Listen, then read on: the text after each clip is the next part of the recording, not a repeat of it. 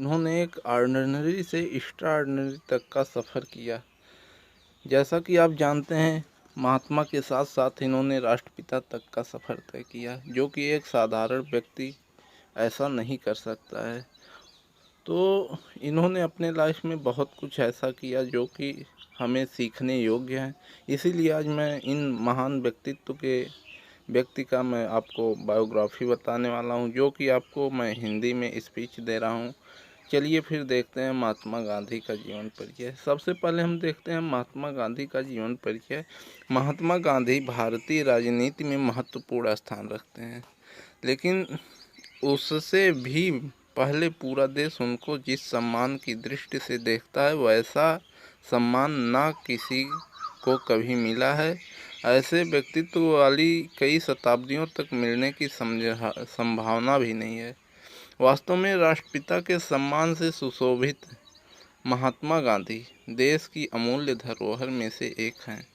जैसा कि हम आपको बताएं, राष्ट्रपिता का सम्मान लेना आसान नहीं होता है। पूरे अपने ही देश के लिए नहीं, अपितु ये मानव जाति के लिए ही अपना पूरा जिंदगी न्यौछावर किए थे। तो चलिए फिर आगे देखते हैं। इस तरीके से इन्होंने किया, और भारत के बाहर भी इन्होंने कड़ी संघर्ष किया। जैसा कि आप लोग को दक्षिण अफ्रीका का मैटर पता होगा। देखिए, हमारे राष्ट्रपिता महात्मा गांधी हैं। इंडियन नेशनल कांग्रेस महात्मा गांधी का जन्म देख लीजिए। इनका जो पूरा नाम था मोहनदास करमचंद गांधी था। महात्मा गांधी का पूरा नाम मोहनदास गांधी था, लेकिन हम इन्हें मोहनदास करमचंद गांधी कहते हैं। इनका पूरा नाम वास्तव में यही है। फिर इनका जन्म 2 अक्टूबर 1869 पोरबंदर गुजरात में हुआ। इनके पिताजी जो थे फादर करमचंद गांधी, और इनकी माता पुतलीबाई बहुत ही धार्मिक प्रवृत्ति की महिला थी, जो कि इनकी चौथी माता थी। यानी कि इनके पिता करमचंद का जो विवाह हुआ था, 4 विवाह हुआ था करमचंद गांधी जी का, जिनमें से 3 जो इनकी वाइफ थी वो प्रसव पीड़ा की वजह से एक्सपायर कर गई थी। तो इसमें से चौथी बीवी इनकी रही पुतलीबाई। इनके द्वारा गांधी जी का जन्म हुआ। और इनकी पत्नी जो है कस्तूरबाई, इनसे शादी इनकी 13 वर्ष 13.5 वर्ष की अवस्था में हुई थी। और इनके पुत्र जो थे, 4 पुत्र थे महात्मा गांधी के। हीरालाल गांधी, मणिलाल गांधी, देवदास और रामदास गांधी, ये इनके 4 पुत्र थे। तो आगे चलिए देखते हैं। उस समय के चलन के अनुसार गांधी जी के पिता ने भी 4 विवाह किए हुए थे, जैसा कि आपको हम बताए। और वो क्या थे, दीवान। स्वयं भी नहीं जानते थे कि वह उनकी चौथी पत्नी अपनी सबसे छोटे संतान को जन्म देगी तो वह पुत्र भारत का स्वतंत्रता के पात्र बनेगा। तो ये सब तो कोई नहीं जानता है। खैर, ये सब धार्मिक चीज़ें हैं। तो चलिए फिर आगे हम चलते हैं। गोपाल कृष्ण गोखले के बारे में जानने के लिए आपको यहाँ लिंक में दिया रहेगा, डिस्क्रिप्शन में लिंक, और वहाँ से आप उनकी भी व्यक्तित्व का नेक्स्ट वीक में हम देंगे वीडियो, जान सकते हैं। चलिए फिर आगे आते हैं। गांधी जी का माताजी पुतलीबाई अपना संपूर्ण जीवन धार्मिक कार्यों में ही व्यतीत किया, और इन्हीं का पूरा जो था प्रभाव महात्मा गांधी जी पर पड़ा था। इन्हीं से वो प्रेरित थे, अपनी माता पुतलीबाई से। तो इस तरीके से इनका जो लाइफ था चलता रहा। व्रत उपवास करती थी, जैन पशु पक्षियों की सेवा किया करती थी, पेड़ पौधों का पूजा करती थी। तो ये सब देखते थे गांधी जी, तो उस पर विचार करते थे, उनसे क्वेश्चन करते थे, वो इनके क्वेश्चन का उत्तर देती थी। इस तरीके जैसा कि आज के बच्चे भी करते हैं। तो अब आगे हम पढ़ते हैं महात्मा गांधी प्रारंभिक जीवन और इनका शिक्षा कहाँ से और कैसे प्रारंभ हुआ। पोरबंदर में शिक्षा की पर्याप्त सुविधाएं नहीं होने के कारण मोहनदास अपनी प्राथमिक शिक्षा मुश्किल परिस्थितियों में पूरी की। यानी कि ये बहुत नॉर्मल स्टूडेंट थे, कोई टैलेंट स्टूडेंट नहीं थे। उन्होंने मिट्टी में उंगलियों से वर्णमाला सीखी, मतलब अंगुलियों से कैसे मिट्टियों पर लिख लिख के बच्चे सीखते हैं, लिखा करते हैं, तो इस तरीके से महात्मा गांधी ने वर्णमाला सीखा था। बाद में किस्मत से इनके पिता को राजकोट में दीवानी मिल गई। अब ये राजकोट चले गए, काफ़ी हद तक काम हो गया। मोहनदास काफ़ी नाम जीते अपने स्कूलों में। जब वहाँ पढ़ाई करने गए तो इन्होंने बहुत कुछ उपलब्धियाँ प्राप्त की। इंग्लिश में अच्छे थे, गणित में ठीक थे, जियोग्राफी में कमज़ोर थे। इसके साथ साथ हैंड राइटिंग भी इनकी बहुत ही पुअर थी। ऐसा अक्सर देखा जाता है कि जो भी टैलेंट बंदे होते हैं उनकी राइटिंग पुअर ही होती है। जैसे आप विलियम हॉकिंस जी का देख लीजिए, और कई महान पर्सन होते हैं, अब्दुल कलाम जी का देख लीजिए, सबका हैंड राइटिंग पुअर होता है, क्योंकि इनके अंदर बहुत सारे थाट चला करते हैं, उसको चाहते हैं मैं प्रदर्शित कर दूं, और इसी चक्कर में उनकी राइटिंग नहीं जाती है। और ऐसा भी नहीं है जिनकी राइटिंग पुअर हो टैलेंट ही होते हैं, ऐसा नहीं होता है, लेकिन इनकी थी। तो इस प्रकार से इन्होंने, और जो इन्हें संस्कृत सिखाए थे वो इनके दोस्त थे पांड्या जी, तो उन्होंने इनको संस्कृत सिखाया था।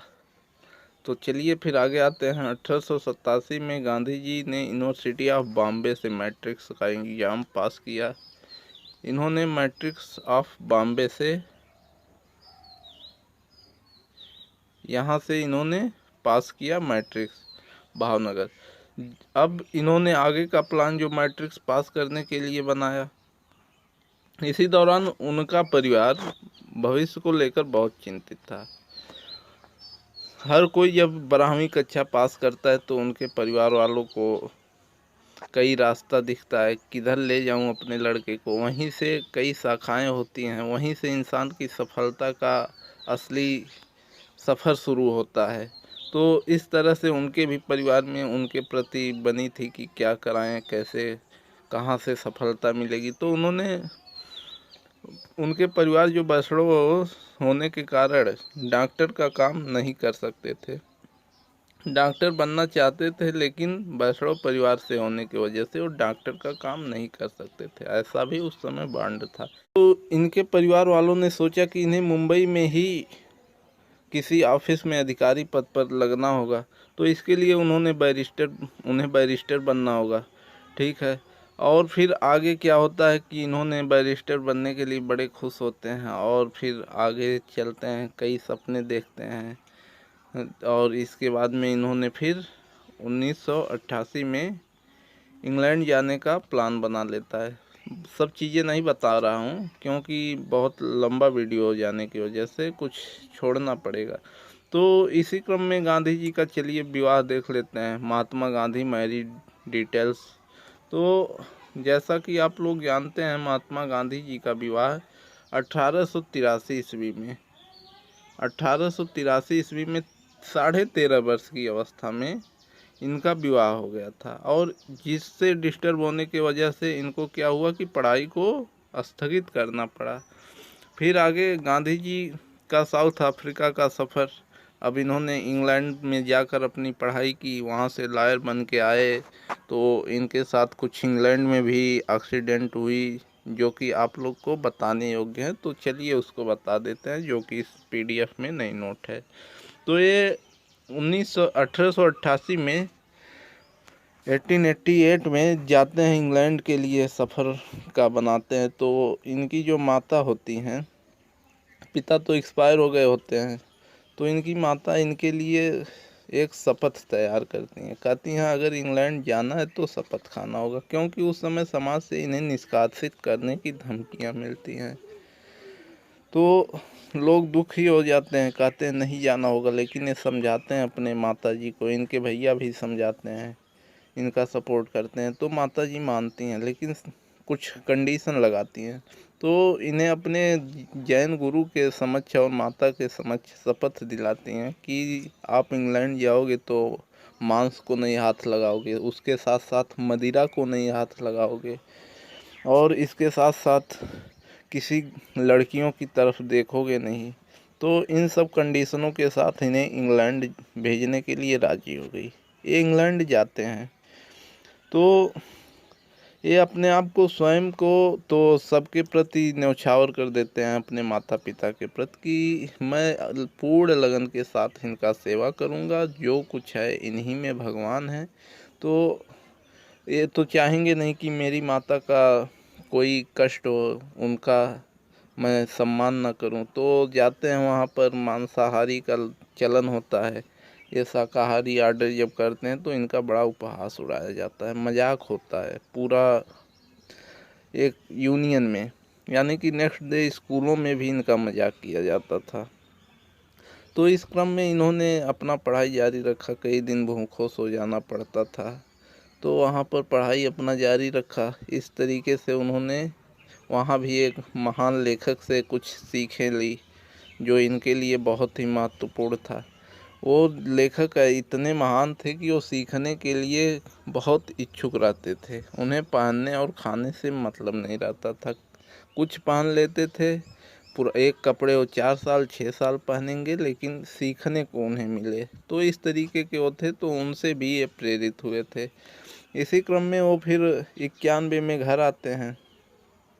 जब उन्होंने 91 में घर आए, तो एयरपोर्ट पर जब उतरे तो उन्हें बहुत दुखद सूचना मिलती है कि आपकी माता पुतली बाई जो हैं अब स्वर्गवास सिधार गई हैं, यानी कि नहीं रहीं। तो इनको तो बहुत ही ठेस लगती है, बहुत दुख होता है, लेकिन अब करें क्या गांधी जी। कुछ रास्ते में मीटिंग वगैरह का प्रोग्राम बना के आते हैं, तो कहते हैं, सो अपने आप को मनाते हैं कि गांधी जैसे अब उससे कुछ नहीं होने वाला है, वो तो जो होना था हो गया, अब अपना काम जारी रखो। चलिए ठीक है, एक करते हैं। फिर मीटिंग लेते हैं। अब यहीं से इनका प्रोग्राम जो होता है, फिर अभी तो 93 में साउथ अफ्रीका जा रहे हैं, 91 में इंडिया आते हैं। 2 साल का इनका सफ़र जो होता है मुंबई हाई कोर्ट में अप्रेंटिस के लिए चलता है। तो इन 2 सालों में भी कुछ मज़ेदार एक्सीडेंट घटनाएं इनके साथ होती हैं, जो इस प्रकार हैं कि ये जाते हैं मुंबई हाई कोर्ट में, अपना अप्रेंटिस करते हैं। वहाँ जाते हैं, मन तो इनका लॉयर में लगता नहीं है। जब केस वोस देखने जाते हैं, वहाँ किस तरीके से बहस हो रही है, जाते थे डेली, बैठते थे, सोते। वहाँ तो इनका मन लगता नहीं था, तो वहाँ सोते थे दिन भर, और सोते थे, शाम में चले आते थे। तो इस प्रकार से उनका काम कुछ बनता नहीं दिख रहा था। एक दिन की बात है कि एक बहुत छोटा ज़मीनी विवाद लेकर एक व्यक्ति गया और गांधी जी के पास गया, कहा मेरा ये केस देखना है गांधी जी। तो इन्होंने सब मामला को समझा, मैटर को समझा, और कहा ठीक है, कोई दिक्कत नहीं, इतना छोटा केस है, मैं देख लेता हूँ। तो इन्होंने अपना क्लाइंट चार्ज लिया और फिर केस को आगे बढ़ाया, फाइल किया, उसको ले जाके जब बहस में इन्हें पेश होना हुआ, तो वहाँ जब जज के सामने इन्होंने पेश हुआ, तो जब जज से इनकी आंखें मिली तो इन्होंने बिल्कुल भयभीत हो गया। गांधी जी बहुत डरपोक इंसान थे, लेकिन अपने आप में वो बहुत चेंजिंग लाए, तब वो राष्ट्रपिता तक की सफ़र कर पाए। तो जब मिलती हैं आंखें तो एक कँपने लगते हैं, बोलने का प्रयास करते हैं, लेकिन आवाज़ निकलती नहीं है, केवल हवा निकलता है मुंह से। तो फिर इसी घटना में वो कहते हैं कि हम नहीं केस वोस लड़ेंगे, और क्लाइंट अपना फीस ले ले, और जैसे भी जिससे भी लड़ाना हो केस को देख ले। और इसके बाद इनका बड़ा मजाक होता है वहाँ पर। फिर मन तो इनका लगता नहीं था, तो एक स्कूल को देखते हैं कि अब परिवार का खर्चा भी देखना है, ना माता रहे ना पिता रहे, तो कमाई हो नहीं रही है। तो एक स्कूल में इंग्लिश पढ़ाने के लिए इन्होंने ज्वाइन कर लिया, और वहाँ इंग्लिश पढ़ाते थे, लेकिन अप्रेंटिस भी साथ में किया करते थे। तो इसी क्रम में इनके पास साउथ अफ्रीका जाने का एक ऑफ़र आया। जो इनके भाई के पास चिट्ठी आती है, लेटर आता है कि अपने भाई को आप मेरा केस देखने के लिए साउथ अफ्रीका भेज दीजिए, दक्षिण अफ्रीका। जो चिट्ठी होती है सेठ अब्दुल का होता है। तो इसी क्रम में इन्होंने वहाँ जा निकलने का पूरा प्लान बना लिया, और इन्हें खुशी भी हुई, क्योंकि इंडिया में कुछ बनता नहीं दिख रहा था। तो इन्होंने जब वहाँ गया, तो वहाँ ये देखे कि यहाँ पर, जैसा कि आप देख पा रहे हैं, रंग भेद, वहाँ पर बहुत रंग भेद होता था। मतलब गोरे को अलग सुविधा, काले को अलग सुविधा, वहाँ पर इंडियंस का कोई वैल्यू ही नहीं थी। तो इस प्रकार उन्होंने देखा वहाँ पर सब बहुत समस्या है। डरबन के कोर्ट रूम में उन्होंने अपनी पगड़ी जब पहली बार गए वहाँ पर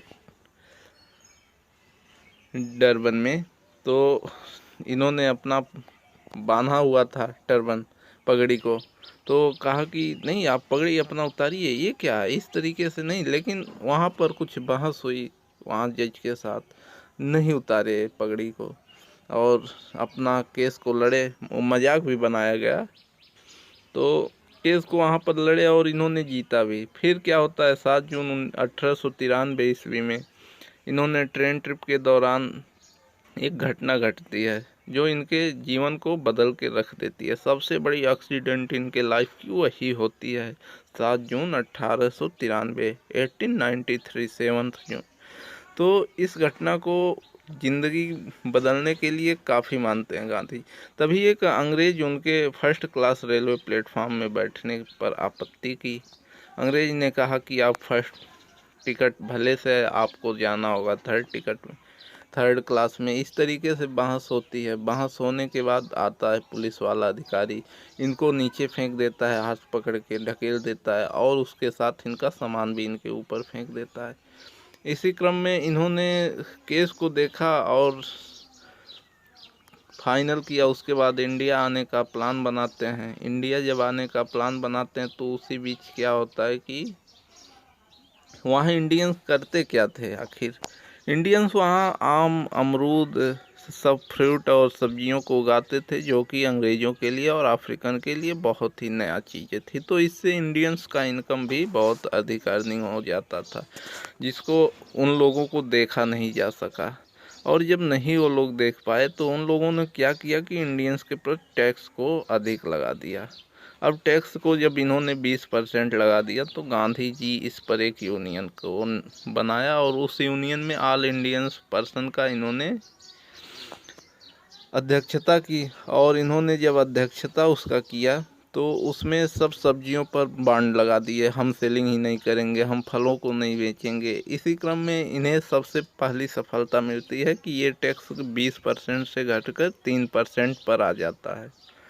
और यही सफलता से उनके अंदर का जो डर होता है, भय होता है, वही खत्म हो जाता है और यहीं से गांधी महान इंसान बनना चालू होते हैं।